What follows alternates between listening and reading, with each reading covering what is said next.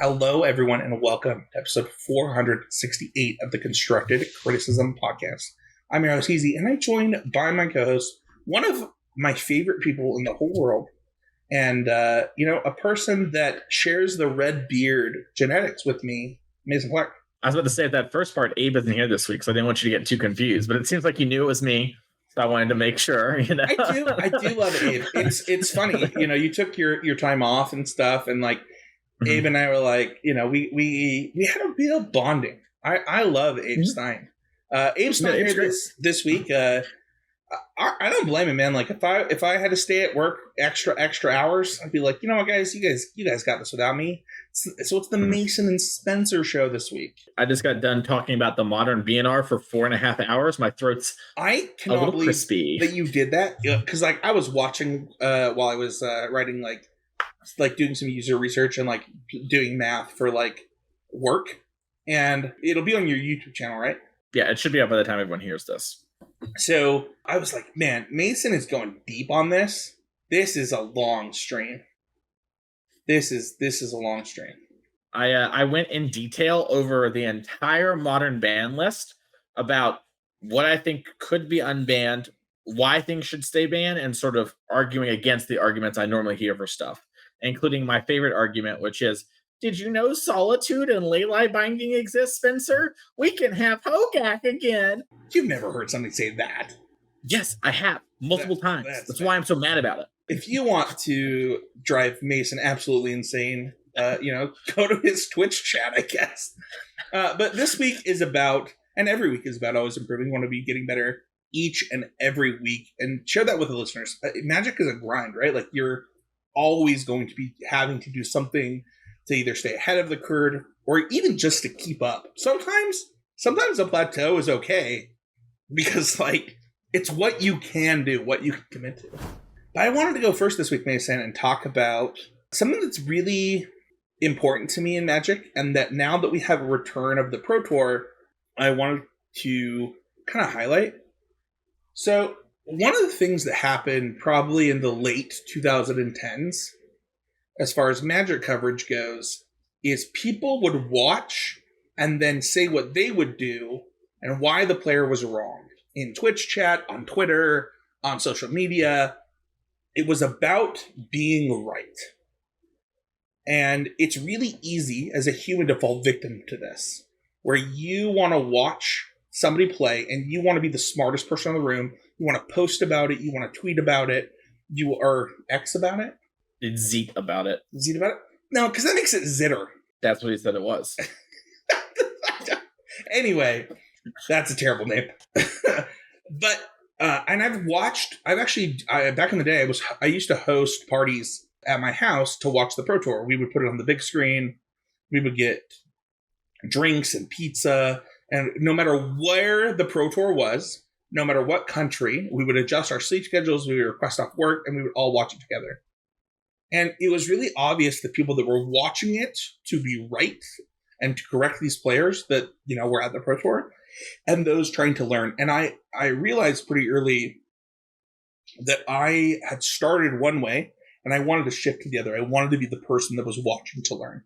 And so this week, I did that. I sat down with some of my best friends in Quentin Pierce and Matthew Kling, two former co-hosts of the show, and we watched the Pro Tour together in the constructed rounds mostly. I didn't watch any limited rounds yet. I still plan on going back and watching some of that. But it was really refreshing to have them in there and talk about plays, not in we know better than these people, but in why do you think they did it this way? That was interesting. Here's why it was interesting. And I think it's such a mental shift that players need to have. I remember a feature match that Matt, actually it was of me, Matt, and Quentin, had at an SEG, where the Twitter conversation went wild when Matt beat Tom Ross after surgicaling them. And Twitter went wild. They're like, I cannot believe you were bored and surgical in this matchup. These three are total idiots. Blah, blah, blah, blah, blah. And it was really upsetting because Matt's reason for boarding and surgical was really good. It's because this is better than these terrible cards that I have in this match. this can at least win me a game sometimes. These cards do nothing.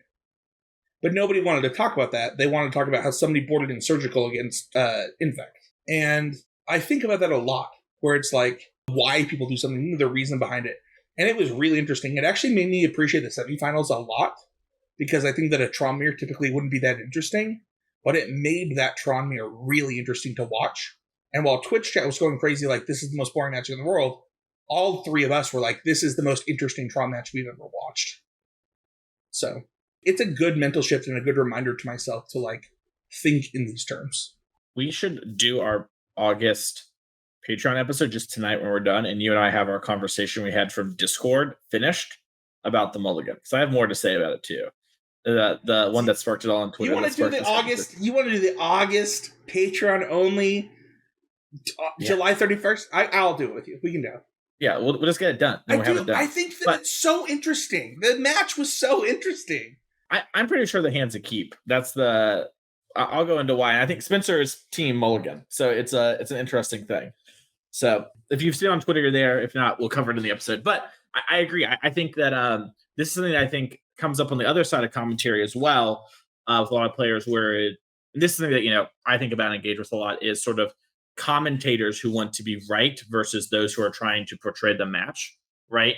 There are people who, in a very similar way to you mentioned, kind of want to talk about what's the right play, or, oh, look how smart I am, versus trying to talk about the match or move the match forward or learn from it. And it's something that, like, everyone sort of does at times, but I think is, I would say, really bad. And something that you don't want to do, and it's sort of like something you don't want to promote. So can I pull back the curtain on this, because I actually want to talk about this point. Sure. I hate covering Amulet Titan matches for this exact reason, because and Mason, help me be better. I don't know what to say, because I'll be like, I will walk the player through, like, okay, here's how they're going to win. Here's how they're going to win. They don't do it. Mm-hmm. Here's how they're going to win. Here's how they're going to win. They don't do it. I'm like, okay, at this point, let's just talk about the game and, like, what's going on. But then I look back and I'm like, that was bad coverage. I made this player look bad. I am typically play-by-play, although with Abe, I like the play-by-play for what it's worth. Yeah. Play-by-play is like guiding the ship. It's like being the director. I sort of, when I'm doing that, I sort of think, and if you're an aspiring commentator at home, the best thing to do is actually just to say what they're doing. And if you're going to try to do predictive coverage of it and, like, say what they might do, and you're not 100% sure, you might say something along the lines of, like, and you'll see often with these Amulet Titan players, they like to either go through the haste or Teleria West the bounce line to set up another Titan. We're going to have to see the way that Dominic Harvey approaches it in this game. He is known for playing Amulet Titan. He might have a really unique approach. Let's find out while Dom's thinking, right?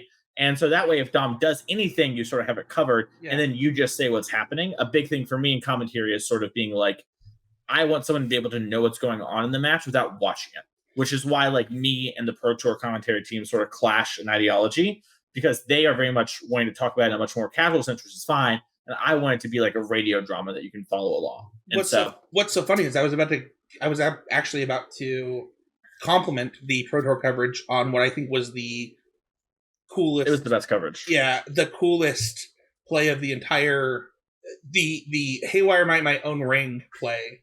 They had been going through the motions of talking about the options that Christian had, and they had not seen the line. And it actually made the line really dramatic and really fulfilling, and it made you really appreciate it. And then on the reverse, it made the fact that, our Pro Tour winner forgot to use his treasures all that more impactful later, where it could have, we don't know, but it could have cost him the game. Yeah, for sure. I think the Haywire the bridge line is a really good example of, like, I should say, it's a really good example of, like, if you're going to do predictive stuff, make sure no matter what happens, you make the person playing look good, because your job as a commentator is not to sound smart. It is not to look how smart I am. It's not a way to build your platform.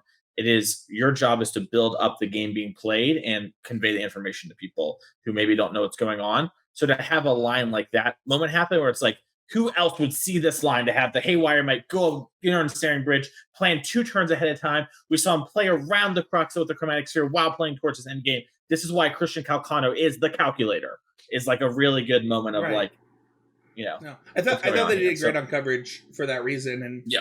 I started demanding to do play-by-play because I really hated doing color for like this exact reason. Like I didn't know how to do it, and I think that like when I do coverage in the future, I think you just made me a better commentator. So thank you.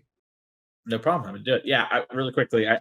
For starters, it was so great to have Cedric back in the booth, just clearly to go to MTG coverage. And I thought Riley and Corey were really good together. I'd seen them in the past together. I think there was something different, like them being together in person. I think made it a lot easier. Which I had not had the blessing of doing any NRG coverage or anything like that in person. I've done it for other smaller things, and it definitely is a different vibe. So I think they did great. My always improving moment, after I've just done a little bit to help everyone with where I think is pretty good commentary, take a really bit. My always improving moment from this past week was really just focusing on playing the best deck I possibly can and trying to optimize that for sort of what's going on. I think I mentioned in our Patreon Discord, which you can get access to if you become a patron of the show, is I was talking about how I think Pro Tours and the real world are pretty different. And even Pro Tours, the challenges, the energies, the SCGs, it's all kind of different. And I am playing events that are in real life and sort of preparing for them. And originally I was going to be playing a team tournament this weekend. Ultimately, my mom closed on her house, so I helped her move some last couple of things. I wasn't able to go on Saturday, which kind of sucked, but whatever. She needed my help. I had still prepared for this tournament, though, before I knew I had to really help and do that. And I was preparing for Rakdos, and it was different than what I would do if I was playing the Pro Tour. For example, I had a conversation with a friend where I was like, I think I would play Fable at the Pro Tour, but I'm going to play Season Pyro this weekend because I don't think there's going to be as much of the mirror and as much Orcish Bowmaster as I would expect at the Pro Tour. And we actually saw the winner end up playing 4 Fables in the main deck, and I don't think had any Season Pyromancers. And that's sort of like, us playing to our different fields, right? They were respecting Bowmaster a bunch. They weren't forced to play into Bowmaster. Meanwhile, I was trying to be like, I don't think these people have it. There's going to be a wider variety of decks. I want to have the more upfront, powerful cards short term. And so, just playing those different games and getting prepared for that and really thinking about, okay, what am I playing and what is different about that? And so, while the modern Pro Tour, you might have more things for Tron, I might not expect as much Tron, for example. So that was my always improving moment. Let's go on to Patreon really quick because I want to give some Patreon shout outs to Austin. Austin is our newest patron at $5 or more. This gives Austin access to that Patreon Discord.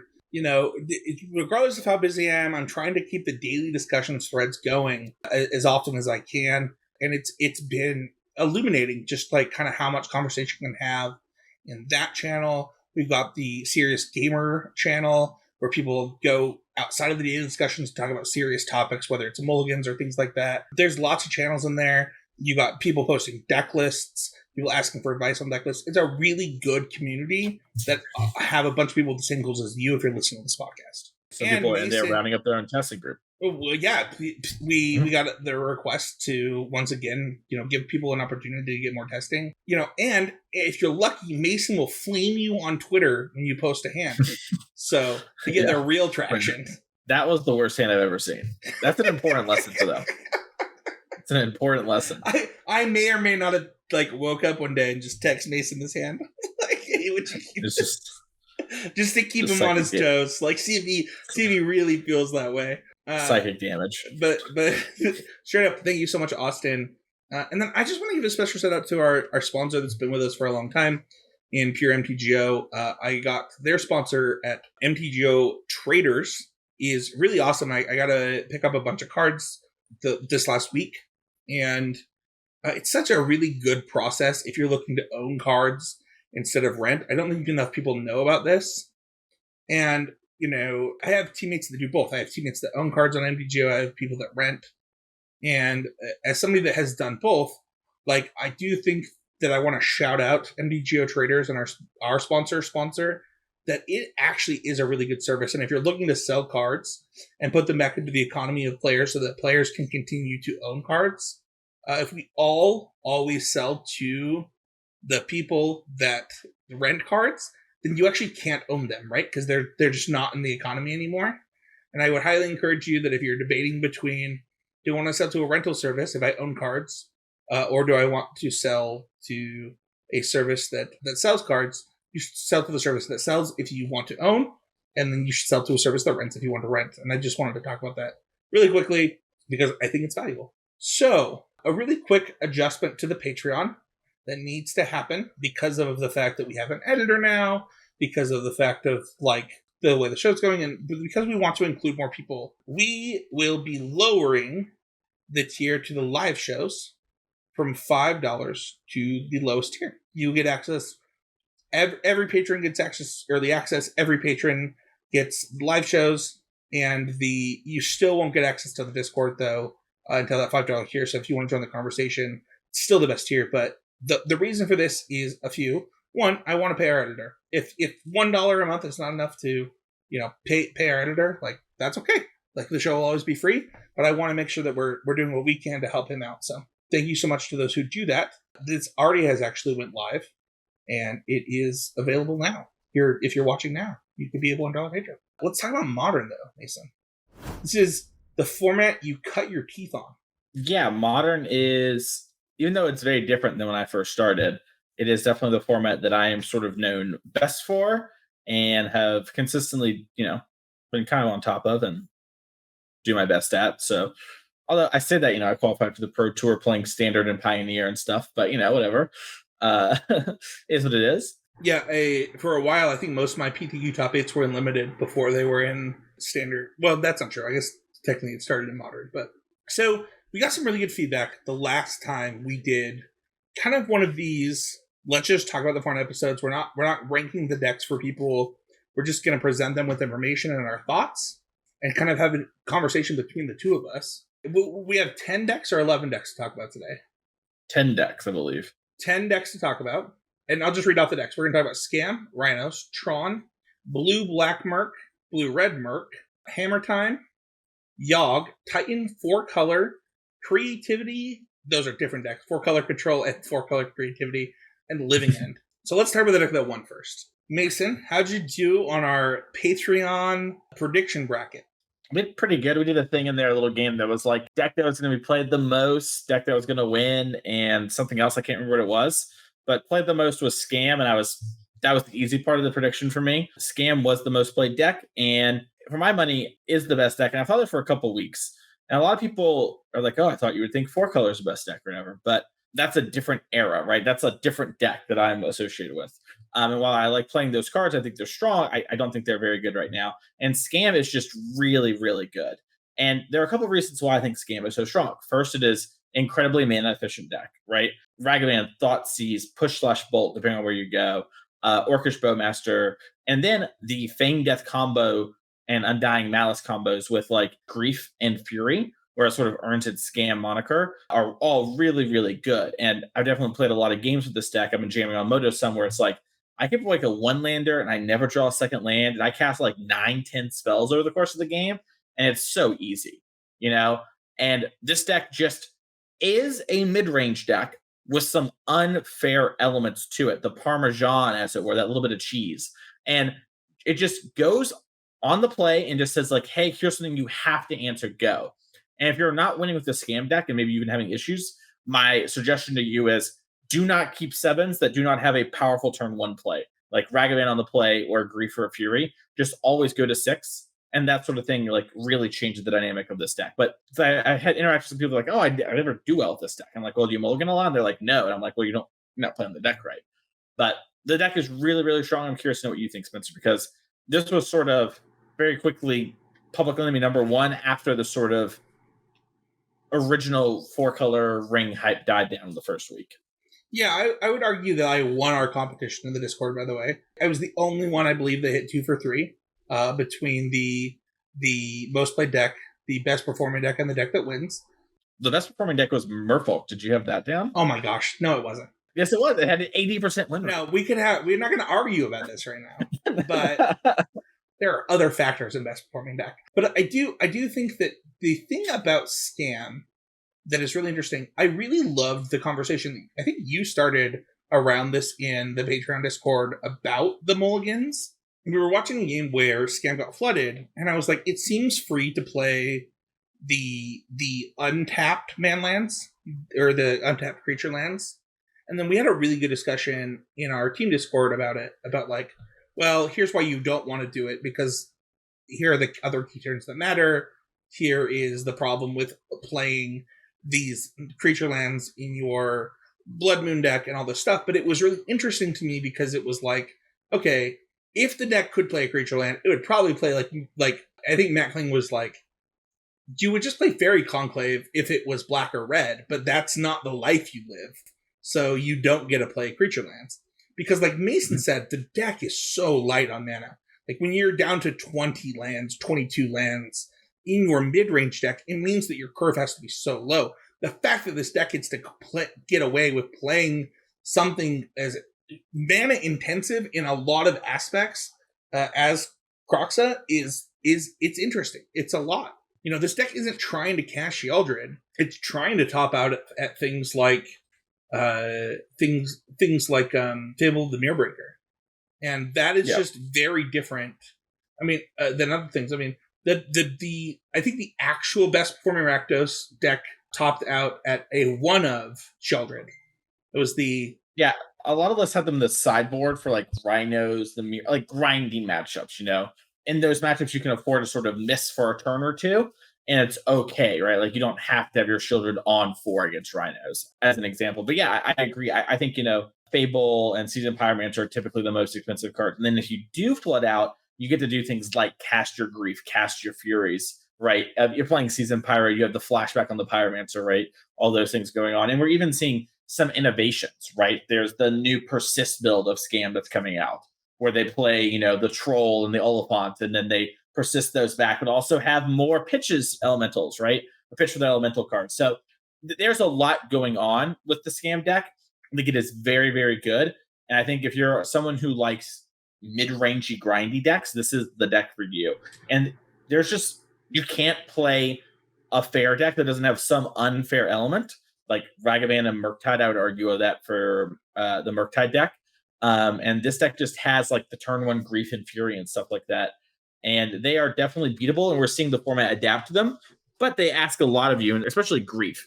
Turn 1 just, especially when you're on the play, it is so backbreaking. You get double griefed. I want to rewind to something that you said where you talked about, like, you know, these decks play 20 lands, right? So it's like, well, what happens when you get flooded? You just lose the game. Like, none of your spells are that powerful. The deck has built-in flood protection in the form of whether you're playing whether you're playing Fable, or whether you're playing Zero Pyromancer, you're actually building in that flood protection on your own. In addition to that, it also has the ability to do other things. So, for example, Dothy Voidwalker can kind of fill that role and things like that. And then Castle Locktwain and kind of the spell lands do that. So it's not like it's 20 lands, you know, hunky dory. You talked about games where like you're stuck on one and still casting a bunch of spells. And I think about the number of games where like I get stuck on 2 with Murktide, because I played a lot of Murktide, where I just played the whole game. Like it didn't even matter that I was on 2 lands. That is so different from Modern of old, right? Where like I needed to get to 4 mana. It was like super extended. It's not like that anymore. It is almost like what Legacy was during the SEG times of Legacy, in a lot of ways. And I think that this deck specifically highlights that better than most decks.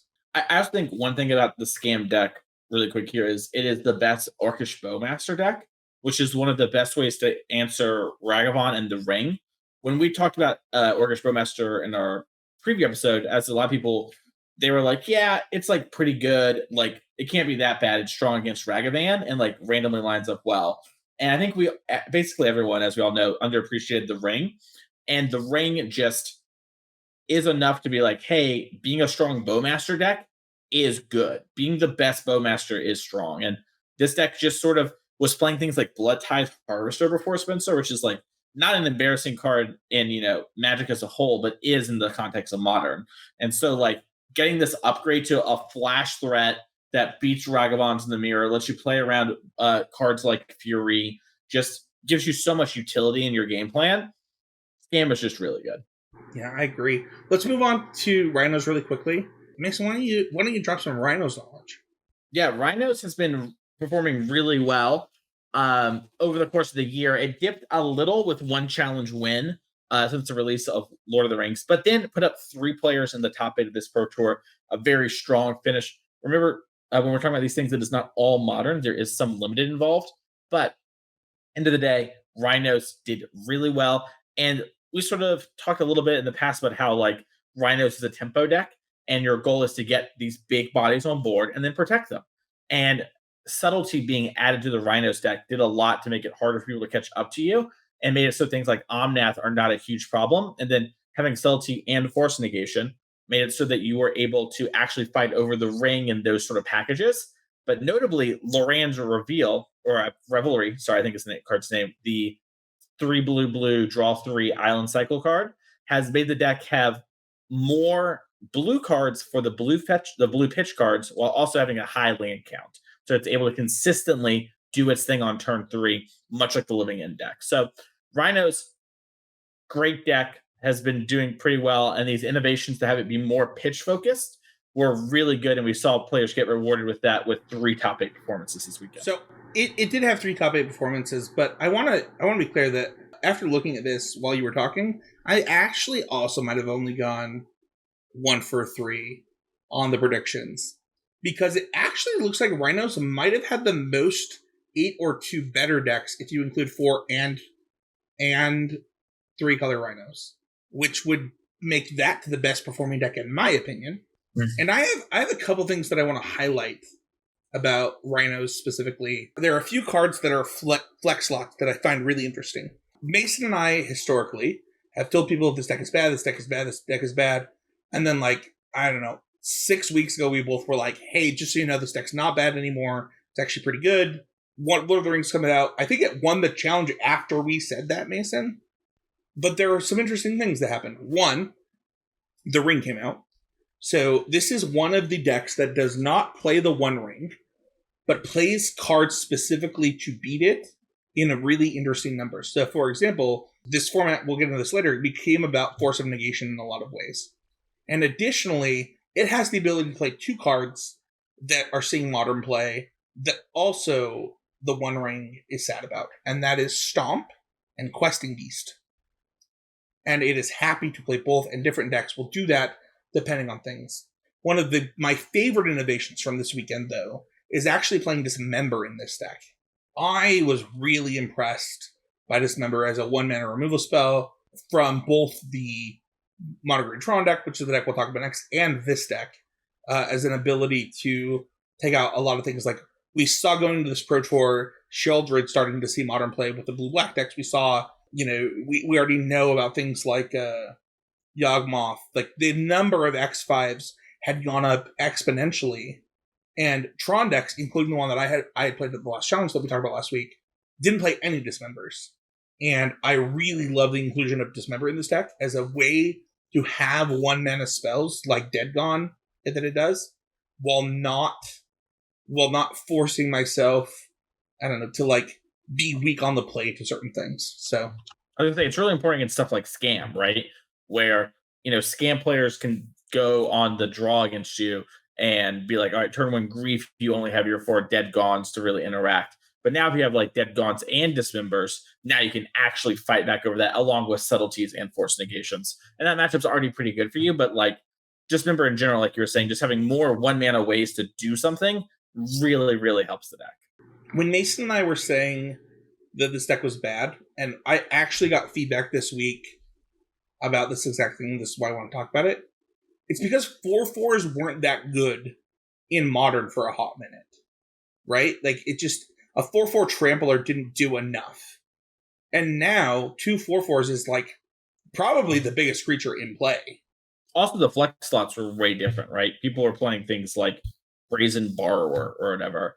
And like things started shifting when Tomiko and Stoyer and Bullwinkle put Mystical Dispute in the deck. And those players started dominating with that deck for a bit.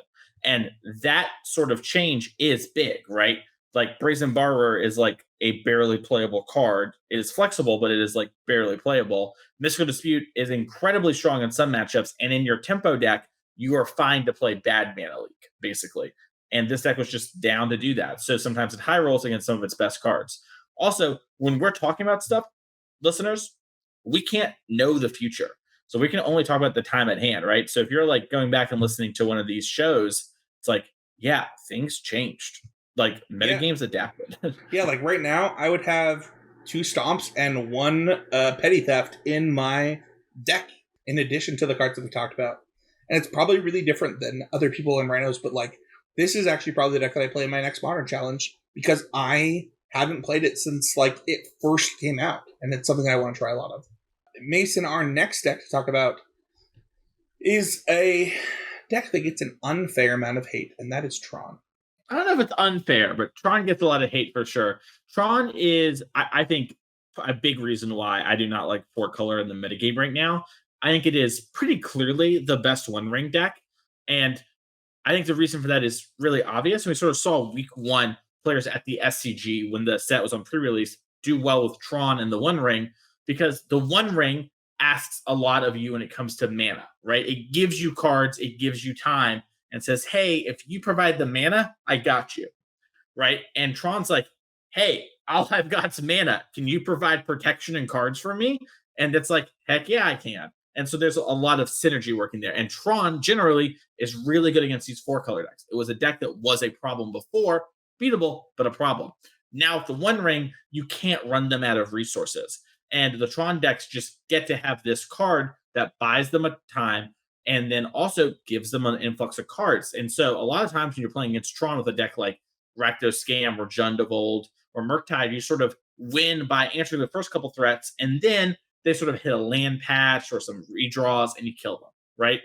Now with the ring, that doesn't happen as much because they have more threats and more cards. So Tron is incredibly strong. It is underappreciated pretty regularly by players because it is a play pattern that not a lot of people find fun and gets a lot of hate because it feels like herder, play my lands, play my big guy, you lose.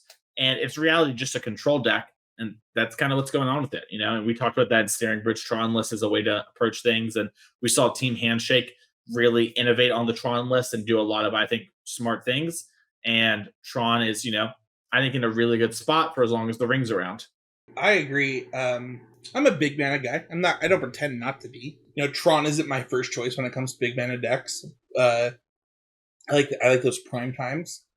But I do think that Tron is so sorry, Mikey, is the best control deck in Modern right now. And if you don't see that, you don't feel that, I don't think you understand what's happening. And one of the things that it does really well is it pushes the other control decks out of the format. Or not out of the format, but it keeps them in check too. So for example, the 4-color Omnath deck is also a really good one ring deck. Really good. I think to say that it's not is kind of crazy. It's a deck that keeps things like another control deck, like Creativity out. But what Tron does is it says, okay, well, I'm going to control the game, and I'm going to adjust my deck in more ways than you can, because I have access to flex slots in my lands. I have, because of my mana base, I have access to flex slots in my 85 card deck because of Karn. It gets to adapt really interesting, and you'll see really huge variations in Tron lists compared to other control decks in the format. I think it's a really, really cool opportunity. I posted probably where I'm going to start. I am going to be playing Tron at depending on our conversation, Mason, on this podcast and the upcoming ban announcement. If things do not change, I will be playing Tron at a Unified Modern 2K coming up. So let's talk about Blue-Black Merc, control, not control, mid-range. This is a deck that I have some... Have you played with this deck, Mason? Yep. Yeah, this is a deck that I have a little bit of experience with. I'm kind of curious. If you watch the pre-show, Mason and I talk about this deck a little bit. And this deck to me was a big mid-range deck.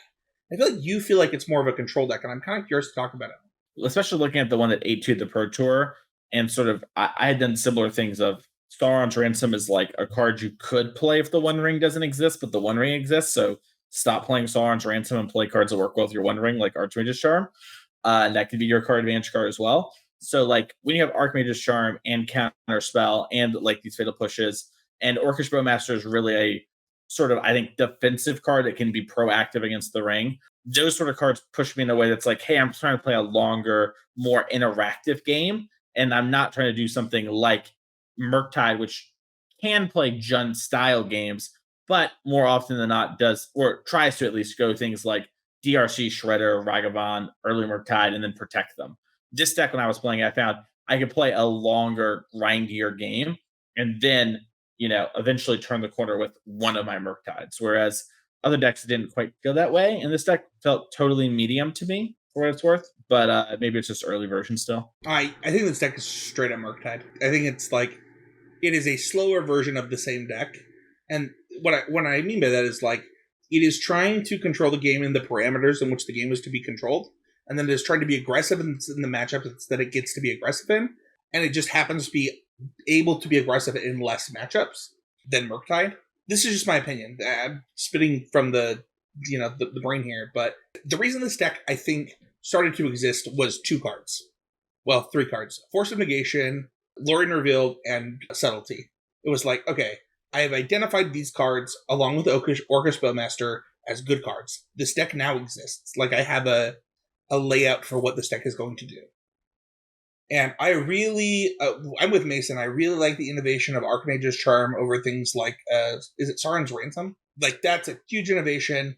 I think this deck might have started with like 4 Spell Pierces, which turns out to be too many when you think about kind of the way the format plays out, and actually playing more removal spells. Like I think the best list had a Blood Chief's Thirst in it and things like that. Just really good innovation for the deck. And I think this deck has a spot in the metagame.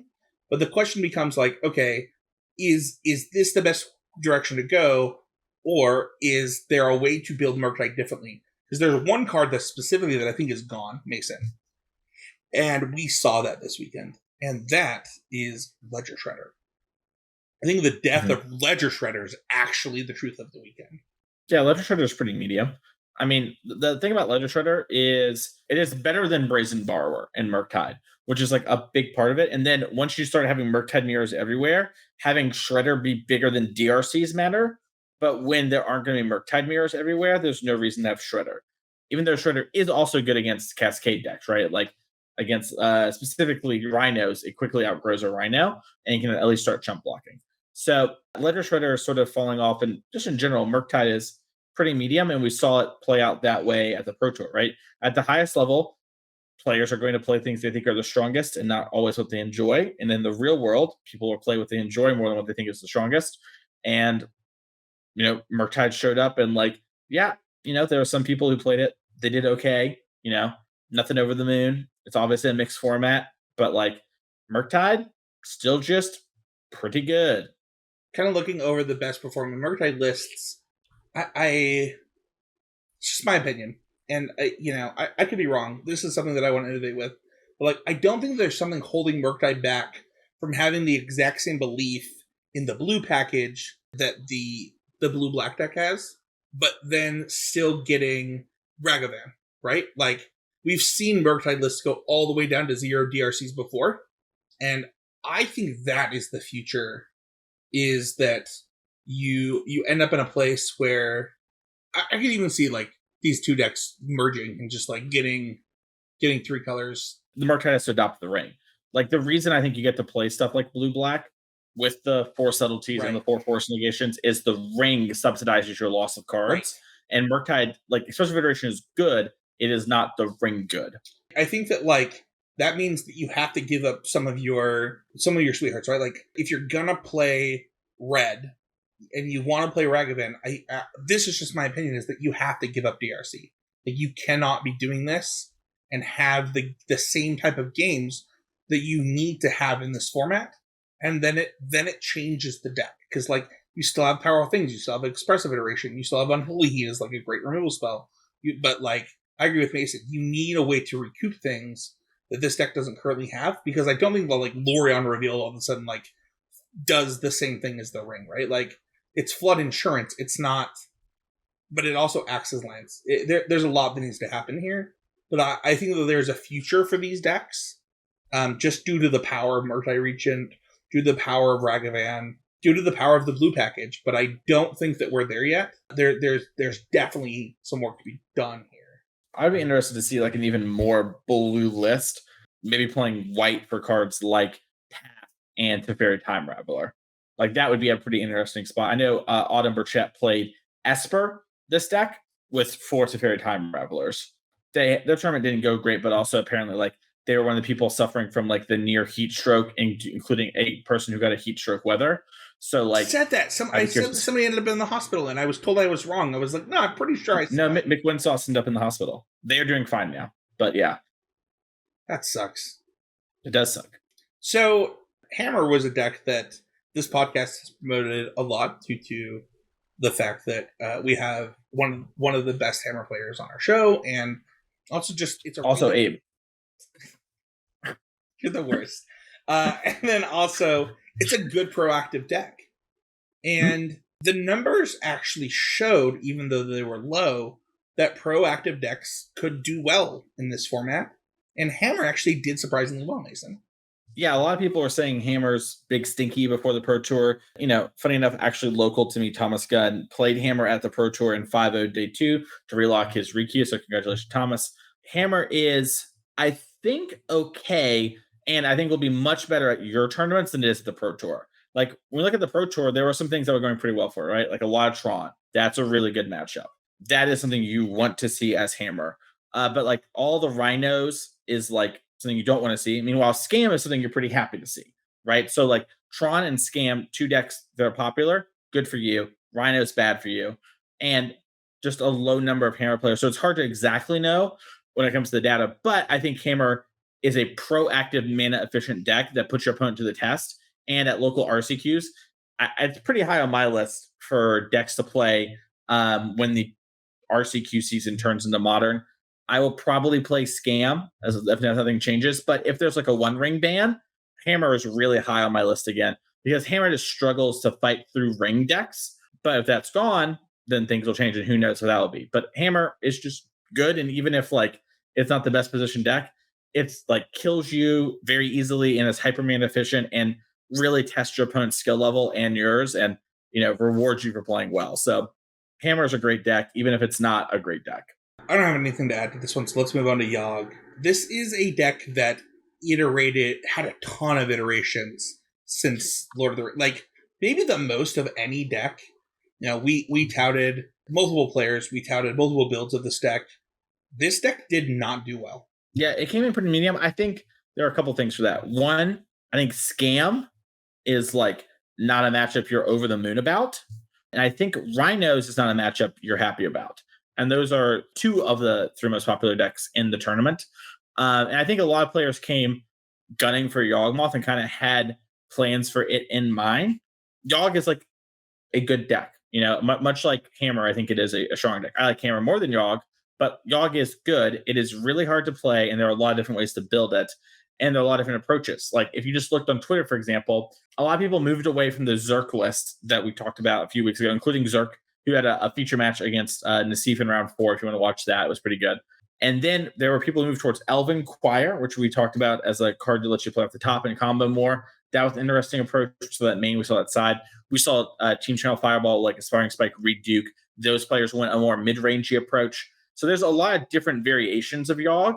And it's not really doable, but I wish we could sift through them and kind of have even more data, because I'm curious to know, like, was mid-range a little bit better than the combo? I would love that too. Mm-hmm. It would be really interesting. And I also think that like Yogg, one of its best matchups was almost taken off the board. Like, it was still played, but like Creativity is another deck that underperformed that is quite literally Yogg's best matchup. And I guess that's maybe not true. I mean, of the best decks, it's probably true. And Creativity did about as well as I think people expected, in that like it did a little bit better than like the Yogg decks. It did better than like Living End, but it underperformed for how good it was before the Lord of the Rings set, right? Yeah, before Lord of the Rings, Creativity was the deck. Yeah, it was the best deck. And having it fall, I think, hurt Yogg, whereas like people were still playing Creativity, thus Yogg continues to shoot up with its new additions. I'm not going to pretend like the Lighted Halfling isn't still a heck of a Magic card, right? Like, it still is, but it is like, okay, well, what is the format about? And is it about the Lighted Halfling stuff? I am still... And like Derek worked on this deck too for the Pro Tour, and I talked to him a bit, and I would love to talk to him a bit more about why no one played the innovation of Golgari Rot Farm, Arboreal Grazer, and Halfling as the deck's mana ramp package I was thinking instead of this like, too. I was literally thinking this after listening to Jerry T. yeah, because yeah, we mentioned it a little on our show too, where it's like, oh, maybe they'll do it. And in my mind, I thought it was a given, right? Like Zerk has done this before. It all works really well with the ring. It makes a ton of sense. Yada yada yada. It fits like the mid-range game plan. It fixes And then no one it did fixes it. the problem with Orcish Bowmaster, which was going to be seen in tons of numbers. Like, it made a ton of sense, and no one did it. Yeah, and I don't really understand why. And to be fair, I haven't put a ton of work into that, and maybe that just isn't very strong. Maybe that's like too much work for the squeeze, and maybe that's why Zerk moved away from it before. I don't know. I know that Zerk the Yogg Master didn't play it at the Pro Tour, and he's the one who found the tech originally, so I know he knows about it. So this is my Batman beacon to Zerk. Zerk, tweet at me. Why didn't you do it? Someone explain. I don't understand. Come on the But podcast. that is something Tell us why. Just tell the listeners. If the One Ring is around after next week, I am starting there on like, okay, I have my Rakdos scam deck. I know what to play with it. I'll work on it in the weekend of. I'm going to figure out why no one's done this because no one can tell me a good answer. Yogg, I think, is also incredibly hard to play. And that is challenging to play against Pro Tour level players when your deck is really hard and the thing they need to do against you is pretty binary. Let's talk about Titan next. Both you and I have played this deck. I think that it's probably like if we could have a deck be one of the best decks, we might both pick this deck. Like, this deck top 4 the Pro Tour. I think nobody expected that. Yeah, Dominic Harvey really came through and crushed with it. It was funny when I saw Dom win his feature match in round 13. I was taking like a little 5-minute break from helping my mom move, and I was like, there's so much Tron there. Dom's live for this top 8 for sure, and ended up getting there because of an unfortunate draw situation with Hayne. But really, he kind of carried the archetype. There weren't a lot of players on Titan at the Pro Tour. Him and Jack Potter, both Canadians who worked together, both played in. A couple other people did. But Dom is sort of the Amulet guy who will actually be on the show next week to talk about. So if you want to hear about that and his journey, we're having Dom on the show. Finally, we've been trying to get him for forever, and it just worked out, So anyways, I think Titan is like pretty good against some of the stuff going on the Pro Tour, and is a deck that has raw power behind it and can overwhelm things, but doesn't line up super well against everything going on and at the field at large. Like, I don't love your Murktide matchup still. I know Dom doesn't. I don't love your Scam matchup.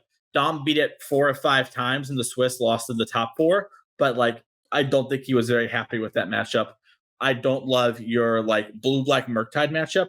I don't love your Living In matchup at all. Your Creativity matchup isn't even that good. So like, this deck has advantages and has combo finishes, but I believed Amulet Titan to be a deck that rewards you for playing really well, and Dom has been, even before this, I would have said, the best Amulet Titan player in the world. Consistently puts up, yes, there are people like Mistaken In on Magic Online that also do well with it, but Dom is the guy when it comes to Titan, and you get rewarded for that sort of thing in Modern.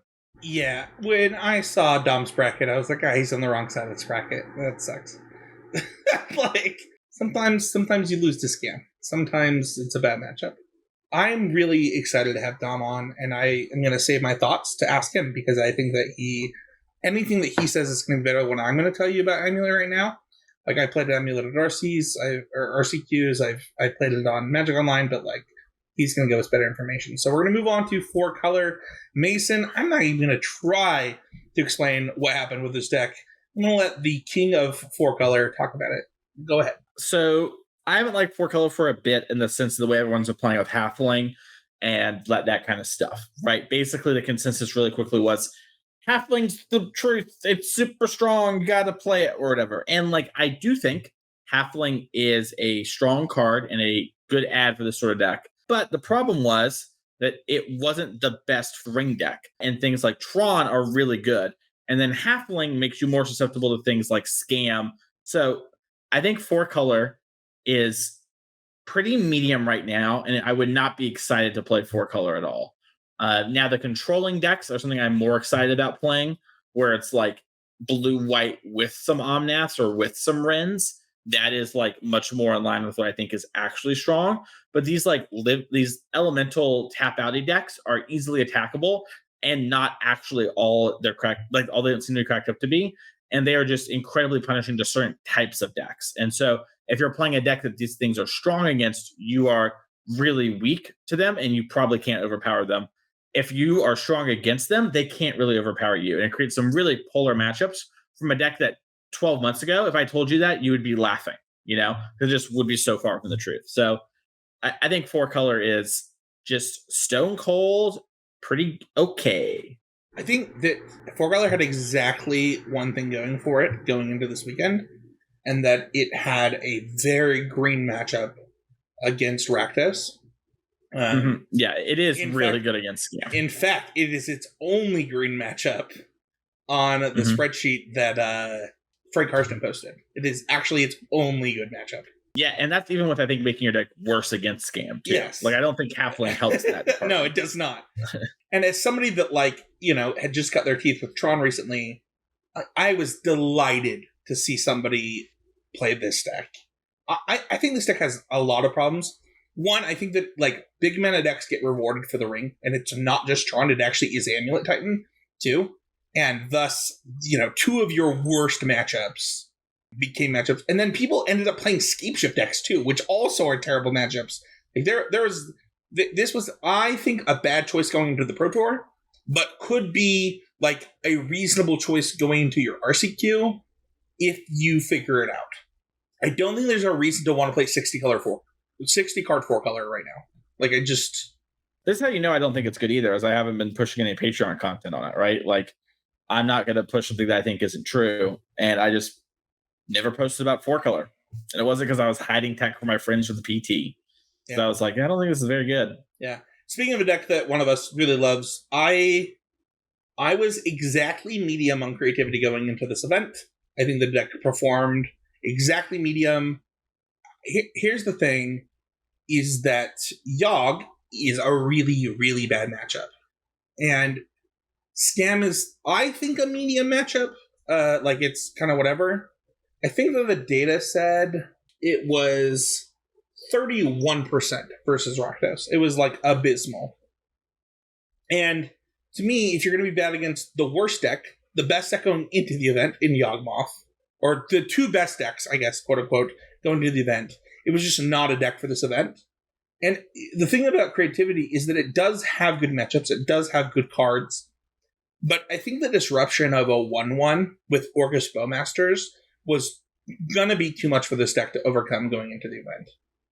I agree. I think that plus Blood Moon, plus all these other matchups. People are just going to play more Blood Moons too. Yeah, that's a good point. Yeah, it's all right, hey everyone, what's the strongest ring deck? What does it ask of you? Asks I have a bunch of mana. Okay, Tron. Okay, cool. Everyone knows that. What's a good way to fight Tron? A Blood Moon. And so that sort of stuff and being proactive, I think, is a real problem. I think creativity, and I don't super enjoy playing it, so I'm happy to see it at a little bit of a low. I think it's got some real troubles. But I'll say this. If the ring gets banned, whoop, that deck's high up again in the rankings, because it is basically better 4-color. It does everything 4-color does with a combo finish. Yeah. So I agree. I think that this deck will not exist as long as the ring is in play. And it's funny, right? Because you saw people on MTGO specifically trying to do different packages, whether it's Emrakul, whether it's Atraxa, but none of them are going to Rastodon. Yeah, there were crazy things going on. But the truth blow up your Tron lands. And you saw at the SEG this deck ending up in top 4s. It happens, but the truth is that Archon is just so much better than the other things, because it's not just a combo finish. It's you have to deal, if you have to deal with 2 Archons at once, that's fine. But now you're down 6 resources, and all the deck does is it fights over singular resources the whole time. So it 1-for-1s you forever, and then all of a sudden it 6-for-1s you, and then it asks you to answer these huge things in play. And that is really good unless your opponent has drawn 6 extra cards this game. Yeah. It's not as good then. Also, one of your key turns for playing it's the turn they develop their card, and you're like, well, I could get this Archon in play. It doesn't do anything now. Yeah. Oh, wait, your deck plays either Karns or Leyline Bindings because you're a 1-ring deck. all right, I guess I'll die. Like, I don't know. It's rough. So, it's a rough world for us creativity players, just like it's a rough world for you 4-color players. You gotta commiserate, Mason. You gotta be it's worse for me. As soon as things get good for you, it's bad for me again. It's like creativity's back. It's just like the guy she tells me not to worry about. I always was, buddy. I always was. Living End is the last deck that we want to talk about. This is a deck that I feel like got worse because Tron got better. Here's the thing. People don't like to admit this. Tron is a really good Living End matchup. It is almost free because of the way that Tron decks get to be built. And Living End has problems. And one of the problems happens to be a black creature out of the scam deck. Dothy Woodwalker. I was thinking of Grief. I forgot no. Dothy Woodwalker obliterates this deck. And so when 2 of the 3 best decks just kind of have free cards against you, that's a rough world to live in, Mason. So like another thing, I predicted Living End to win because even though I thought there was going to be a bunch of scam, I think Living End is just underappreciated and underplayed a lot. I think the deck is really strong.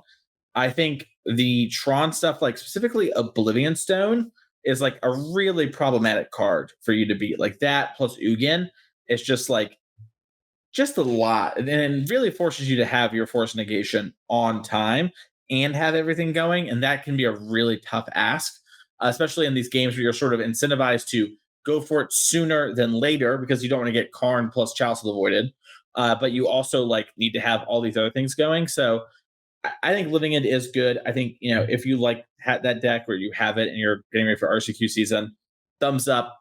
It's good. You're going to do well. You're going to struggle with scam a little bit. Get some cards for that matchup, play some dismembers. You got to do something. But deck is good. It just does have some issues. Yeah, a lot of the top players in Utah actually play this deck, and it's really good. I would never play this deck. I don't know if anyone on this podcast has ever played a Living End Mirror. Yeah, I have. It's pretty fun. No, it's not. Yes, it is. All right. Well, different just creature combat. You like limited. Different strokes for different folks.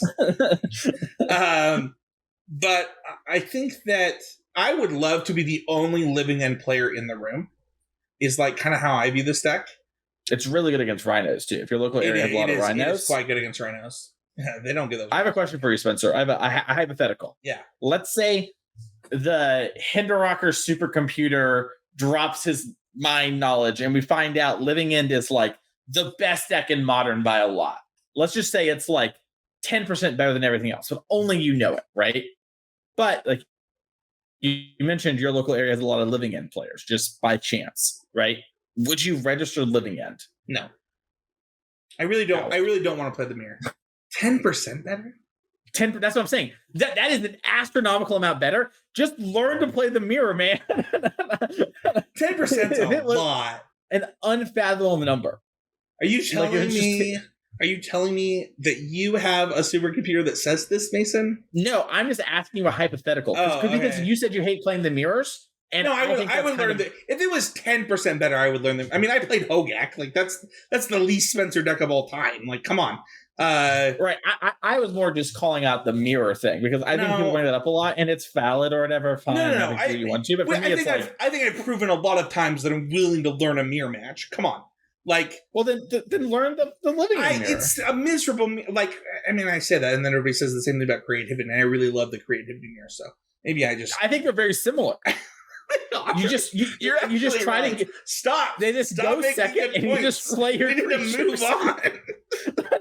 You're like, God, I hate Living End. It's like you sit there and you try to jockey for position, and then you're like, what do you like about creativity? Well, the cool thing about creativity is I sit there and I jockey for position. Stop calling me out.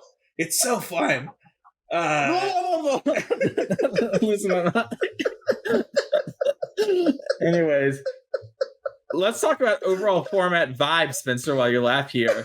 What matters in Modern today? So I think that there are like a couple things to call out. I think that Mulligans is the actual most important thing in Modern. That's so funny coming off of our last podcast, because that was like the point we like hammered home. It was like the two most important things are Mulligans and deck choice. But it is true. That is the most important thing in Modern. I think the second thing is like packages. I think packages is something that I've never really considered when it comes to deck building the way that I do today.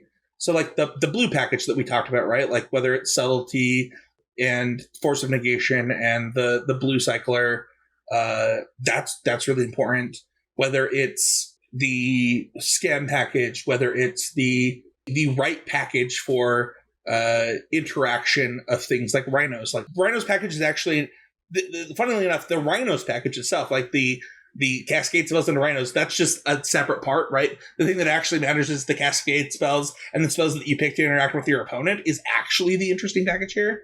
And I would say that like that is actually the second most important thing in Modern. And I think we saw that in the Tron builds as the thing, the cream that rose to the top is actually the decks that cared about that the most. And I think that it also shows why things like Murktide goes to the bottom, right? Or sunk to the bottom is because like, and creativity for what it's worth is the decks that I, had the most experience with, is they didn't figure out the packages that they needed to interact with the things that were at the top. Those would be like my top two things that matter in Modern. And then I would say that my third is mana advantage in this format. In like the format right now, I think mana advantage is really important. And what I mean by that is if you're not playing like free spells, like Scam is a really good example of a deck that gets to play a mana advantage while it doesn't look like they are. But like if you're casting 6 mana worth of spells or whatever on turn 1, that's a huge mana advantage. Yeah, getting like a grief into play. Like while you're going down cards, you're not going down so many cards, right? In comparison, you're down 1 card, but you have a 4/3 on board to like them losing their 2 best cards or their 2 most key cards, right? I would add on my last thing is sort of what matters in Modern today are 2 things. And they're specifically cards. It's the Ring and Orcish Bowmaster. I think the Ring is the ultimate card advantage card. It is defining the format. And Orcish Bowmaster is the best hate card for the Ring. And also, inversely, is really good against things like Ragavan. So where some people might try to go under the Ring with things like a Ragavan tempo deck or whatever, or some sort of aggro deck, Orcish Bowmaster does a really good job of stopping that. And Bowmaster, we haven't talked about enough of that card. It's really good at just buying time. So those are my 2 big things. Yeah, I kind of highlight that in packages a little bit, but like one of the things that impressed me the most watching coverage this weekend was actually Fable with Bowmaster, where it gives you inevitability as well as like repeatable removal for like things that are going to try to surprise you. I was really impressed by that. What are people going to do to try to combat those 2 new cards? There's a lot of things. Just in general, it might be a situation where you have to shift decks and not cards, which I know isn't people's favorite answer, but that's sort of my head jumps. So what about you, Spencer? Yeah, I think that I kind of talked about like where my head's at, and I think you did too, where we're both looking at decks that might have more room to grow within the decks that we talked about that didn't get there at the PT. So you talked about Yogg. I talked about Murktide decks and kind of combined like the idea of I didn't know that Autumn had played Esper, for example. It's actually really interesting to me to think about playing Teferi in that shell. And I could see how something like that is helpful. I could see Murktide deck going to 3 colors with like, it's basically mono blue, but you're playing these other subset of cards because of the modern mana bases is an interesting way to do this. I agree. I want to talk about the elephant in the room real quick. And that's that in 7 days from this recording, there's our BNR announcement for the year. There's 1 BNR announcement per year. And then they said anytime a set comes out, they have a 3-week emergency window that if there's something on the lines of like Hogak, Feldar Guardian level good, they will ban. If not, they will wait until the rotation next year, specifically to help standard players. And the Eternal formats are just going to deal with that. So there's 1 BNR a year that is scheduled. And then if there's a huge emergency, basically a format's going to die, they will do something. And that is why I actually think something would happen. If there was just like, yada yada, new sets coming out, whatever, maybe there's a BNR, we have one every 3 months or whatever, I wouldn't care. But the fact that it's 1 BNR announcement for the year, basically, I think the Ring is donezo. It did really well. It didn't do absurdly well, but it did really well. I think it is a really bad look for Modern, and I think a lot of players who are going to go to RCQ season and be like, oh, I feel like I have to get the ring, and it's going to actually push players away, which WotC doesn't want. And so I think the ring probably goes on a long enough timeline anyways, and just cut its head off now. If you would ask me before this podcast, I would say there was a 0% chance that there were bans. I don't know. I think it's I would bet the opposite. I would bet you there's a 90% chance. So here's the thing. Now that I know that like they can't like emergency ban the ring in the next set, that's weird. But here's the thing too, right? And this is like a big part of it to me is we're going into RCQ season, right? And basically saying a bunch of these decks are invalidated because of the ring. It's just going to push player engagement down. And Modern already has a lot of backlash about how you have to buy these new cards. I don't think the ring is going to change that for people when it feels like it invalidates so many cards. And I think the Orcish Bowmasters is in cahoots with the ring when it comes to that. So you kind of curve both problems if you ban the ring. Yeah, I think that the ring exacerbates the Orcish Bowmaster problem. And thus, if you're going to ban something, you're going to ban the ring. And I would assume that if something gets banned, it is the ring. And knowing the fact that I said that somebody would have to prove that the card was good on the podcast, it just is destined to be banned. You know, the first ban announcement afterwards. So, I don't know, they gave us a whole summer with Hogak, so. Yeah, that wasn't a good idea. However, you put in something that I wanted to talk about in the bans too, and I actually think there will be unbans. Let me say it this way. If you would ask me before the podcast, I would say there won't be bans and there should be unbans, and I hope that they do it. Now I'm questioning whether there will just be bans and question if there should be unbans. So my general idea on bans versus unbans is you should use unbans as a way to spark interest in the format and to spark innovation. And there are no reasons to do that if you ban the ring, because then we have all these new cards from Lord of the Rings. And I really think if you like game design and B&R lists and stuff, I literally recorded a 4-hour video today at youtube.com/TheMasonClark where I talk about literally every card in excruciating detail. And basically the summation was I read all these articles and all these posts where there's like, there are 15 cards that are safe to unban in Modern. And I vehemently disagree. I think there is one card that is kind of safe, but it's still a little risky to unban. I just don't think it's going to happen. It was Green Sun Zenith, yeah. Yeah, that's the one card. I think that's like... I think that it depends on how you do it. So, for example, I didn't get to watch the end of your video, but I'll just say this. I think Ponder, Preordain, or Splinter Twin all fall into the safe to unban category if you only unban one. If you unban multiples of any of these, it's really stupid. I would say that Green Sun is also safe to unban. Actually, you could just unban Green Sun Zenith. I actually don't even think it would be a problem at this point. I mean, there are a lot of problems, and I go over those in detail. So I do think that like the deck convergence stuff that you have with the One Ring would be true of a lot of green decks for a minute with Green Sun Zenith. I'm sure you covered that in your video. But like, maybe that's a problem. I don't view it as a problem. I don't hate that. But like, I can like, it's why like half the Commander ban list exists, so people care about it. So I just think like Dryad Arbor, Green Sun Zenith will be like a 5-card package. And yes, like every green deck, and that is factual. The 1 mana rampant growth is actually a problem, and it is actually why it got banned.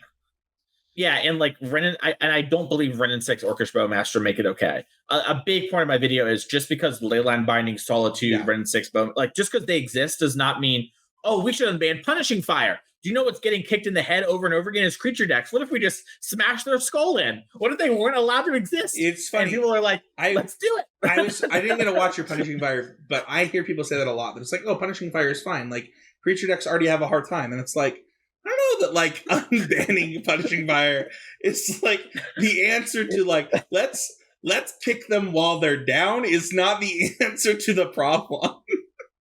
Yeah, it's like saying like, wow, this dog has like 3 legs. Let's make sure to remove the things we have in the house to help the dog. Yeah. It's like, no, this dog has 3 legs. Let's remove a leg and not give it a wheelchair. Like, come on. Yeah, exactly. It's just all, I don't know. I get you. I think it just drives me crazy when people are like, well, we have all these strong cards that already make these strategies bad and they somehow exist. What if we made it even harder? And it's like, is that actually adding anything to the format? I do think Green Sun Zenith helps creature decks for what it's worth. Yeah, I do too. I think it helps creature decks, and I think there's counterplay. And I think the biggest problems are it's the package is sort of an auto include in a lot of decks, like probably 95% of green decks. All the green cards throughout the rest of the time have to be like thought about with green something in mind for modern, if it's like a straight to modern product. And then the games are more repetitive because you have access to your cards more consistently. But there are cool things like one-ofs and all that sort of stuff. So like, I don't know. There are good things about the card. So I don't know. Whatever. I spent. No, it's totally fine. So what would we play? I'll go first. They're gonna unban Pod. I would play Pod. No. I think, man, you really messed with me by me not knowing this in the middle of this episode. Jason, you teaching me stuff really changed my outlook. Yeah, I had answers for these. Like, if the ring doesn't get banned, I would play Rhinos. I think Rhinos has this weird ability to adjust in a lot of ways that I did not believe that it had before this set. Mm-hmm. And because of its unique blue package, it's not unique, but it is really good for Rhinos to have this package. And its ability to have the biggest things in play because of the lack of Murktides, the lack of these big creatures. It has a very unique position in the metagame that it did not have before. And I think that's where I would start. If the ring gets banned, I would just play Creativity. I don't even think that like it would be that hard to like. I think Reprieve is already a really good addition for that deck. It also answers to a lot of halfling problems for the deck. Like that's where I would start. What about you? Assuming no changes, I am shook to my core, stuck on my bed for 10 minutes. And after I get up, I'm just like, well, I got my scam deck, and I'm going to go try some Yawgmoth stuff and see if like the ring plus Yawgmoth is as good as I thought, and cry as I purchase the rings. And then let's say they probably cost what your profit was on the rings when you sold them. I mean, yeah, I did make a nice bit of change off that. So I am probably breaking even, which, I cry a single tear. Anyways, I think that if there was a banning, the first place I would go to is still Scam. I'd be like, listen, this deck is still strong. You're going to have to prove to me that you can't beat this, but Hammer would be really high on my priority list, as would Living End. Those are two things I think would be really good. I want to play 4-color stuff, but I just don't think it's very good in a world where Creativity is strong. Well, Mason, it was fun to talk about Modern with you, especially after such like an amazing Pro Tour to watch. It really was, at least for me, like one of my favorite Pro Tours. So, having had the chance to go watch it, like Mason said, there was amazing coverage, a lot of things to cover. If you want to join the conversation, join Patreon, and one of the benefits you get as a member of the Discord, that's patrons of $5 or more, you get access to the Patreon question. Like Mikey, who asks, rate these 5 anime first to 5th. Dragon Ball Z, Yu Yu Hakusho, One Piece, Sailor Moon, Naruto. Mason, I must ask, are we saying franchises or the thing on the screen, which is their original run? We're saying the things on the screen, and we're giving no clarification because our podcast is going long. Sure. We're just going to say it. Okay. So what's your 5? Top to bottom. Yeah, so number 1 is Yu Yu Hakusho. Number 2 is One Piece.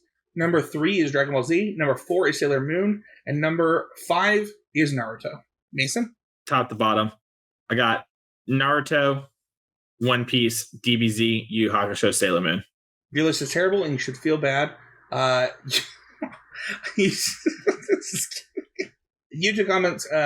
You can improve when you're down, recovering more quickly and more enjoyable through a social event, and sulking just a bit less compared to a usual win.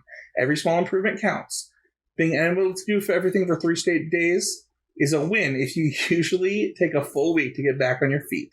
This was left on one of our topics where we talked about mental state, and it's really cool to see listeners like kind of internalize for themselves and think about these type of things. So just shout out to this listener. If you want to hear your comment read, if you have something to say, head on over to the YouTube channel. If you want to join the conversation, the best way to do that is Patreon Discord. Patrons of $5 more, the public Discord. That's a link in the show notes on the website. The YouTube comments. You can follow us on whatever the social media platform of your choice is. I'm sure that we're there. And then you can check out Drafting Archetypes, the other podcasts on our network. Like, subscribe, comment, review. Reviews are the best way to support the show. The show will always be free. And if you get the chance to review the show on wherever you listen, it really does help the show out. Mason, what did you learn this week, and where can people find you? I learned Javier Dominguez, and I have the same birthday. Uh, no, my learning thing for this week, I think it was talking about like specifically the blue black merctile list and sort of our differing opinions that are close, but there is like a clear delineation between us, and it's clear that like you're in one camp and I'm the other, and there's some truth is probably in the middle, and I just need to think about that and process that a little bit. Mine was live on the show. I did not realize that we were down to one band announcement of the year outside of emergency bands. That shook me a little bit. I don't think that I agree with the decision. And the last time that they did something like this, they reverted the decision within 6 months. I don't know. If it were up to me, I would not ban the ring, and then I would let it play out for a few months and then ban it next time if it's needed. But if that's not available, then we just have to ban it. So I don't think we can let the ring stay for a year. I just think it's not. Just not. Yeah, off the table. So thank you everybody so much for listening. Don't forget to support the podcast in any way that you can, and share it with your friends, your family, your enemies if you really don't like us. Thank you so much. We'll see you all next time with another episode of Constructive Criticism. Miss you, Abe.